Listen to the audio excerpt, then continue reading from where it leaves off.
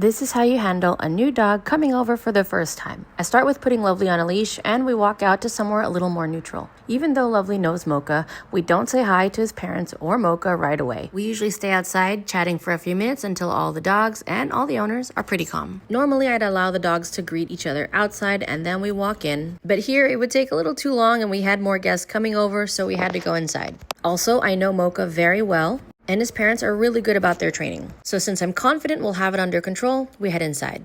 Mocha started on leash in the house, but when I took him off leash, I sent Lovely to place. I do this so that Mocha can check out our space without getting into Lovely's space right away.